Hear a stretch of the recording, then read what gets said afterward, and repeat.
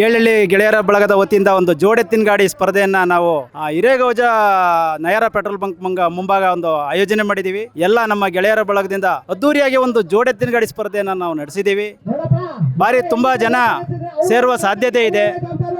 ಆಮೇಲೆ ಒಳ್ಳೊಳ್ಳೆ ಚಾಂಪಿಯನ್ ಪದವಿ ಪಡೆದಂಥ ಎತ್ತುಗಳು ರಾಸುಗಳು ಇಲ್ಲಿ ಸೇರಿದೆ.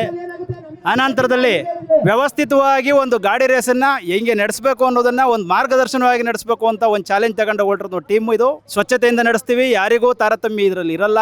ಆಮೇಲೆ ಇನ್ನೊಂದು ಸ್ಪೆಷಲ್ ವಿಚಾರ ಅಂತಂದರೆ ಟೈಮರ್ಸು ಇಮ್ಮಿಡಿಯೇಟ್ಲಿ ಆನ್ ಮಾಡೋದು, ಯಾರಿಗೂ ಬೇರೆ ಥರ ಟೈಮರಲ್ಲಿ ಲೇಟ್ ಮಾಡೋದು ಆ ಥರದ್ದೆಲ್ಲ ಈ ಥರ ಏನು ಬೇರೆ ಥರ ಎಲ್ಲ ನಡೆಯುತ್ತೆ. ಆ ಥರದಲ್ಲಿ ನಮ್ಮ ಸ್ಪರ್ಧೆಗಳು ನಡೆಯಲ್ಲ. ಆಮೇಲೆ ದನಕರುಗಳ ಸಹಕಾರಿಗೆ ಉತ್ತೇಜನ ಕೊಡಬೇಕು ಅನ್ನೋ ಉದ್ದೇಶಕ್ಕೋಸ್ಕರ ಜೋಡೆತ್ತಿನ ಗಾಡಿ ಸ್ಪರ್ಧೆಯನ್ನು ನಾವೆಲ್ಲರೂ ಏರ್ಪಡಿಸಿದ್ದೀವಿ. ಇದರಲ್ಲಿ ಇನ್ನು ಮೂಲ ಉದ್ದೇಶ ಏನಂದರೆ ಕೋಟಿ ಸಂಪಾದನೆ ಮಾಡ್ಬೋದು, ಕೋಳಿ ಸಾಕೋದು ಕಷ್ಟ ಇದೆ ಇವತ್ತು ರೈತರು ಮಾಡೋಕ್ಕೆ. ಹೆಣ್ಣು ಕೊಡೋಕ್ಕಾಗ್ತಾಯಿಲ್ಲ ರೈತರುಗಳಿಗೆ, ಅನ್ನ ಮಾತ್ರ ತಿನ್ನಬೇಕು ಅನ್ನೋ ಛಲಕ್ಕೆ ಬಂದುಬಿಟ್ಟಿದ್ದಾರೆ ಜನಸಂಖ್ಯೆ ಇವತ್ತು. ದಯವಿಟ್ಟು ಎಲ್ಲ ಬದಲಾವಣೆ ತರಬೇಕು, ಪ್ರತಿಯೊಂದು ಜನ ದನ ಸಾಕಬೇಕು ಅಂತ ಹೇಳಿದ್ರ ಪ್ರಕಾರ ನಾವು ಎಲ್ಲರ ಮೇಲೆ ಮನವಿ ಮಾಡ್ಕೊಂಡು ನಾವು ನಮ್ಮ ಎರಡು ಮಾತುಗಳನ್ನ ಮುಗಿಸ್ತಾ ಇದ್ದೀವಿ. ಜೈ ಹಿಂದ್, ಜೈ ಕರ್ನಾಟಕ, ಜೈ ಹಳ್ಳಿಕಾರ್. ನಿಂಗೇನಹಳ್ಳಿ ಮಲ್ಲನಹಳ್ಳಿ ಗ್ರಾಮ ಪಂಚಾಯತಿ ಅಧ್ಯಕ್ಷರು ನಿಂಗೇಗೌಡರು ನಮ್ಮ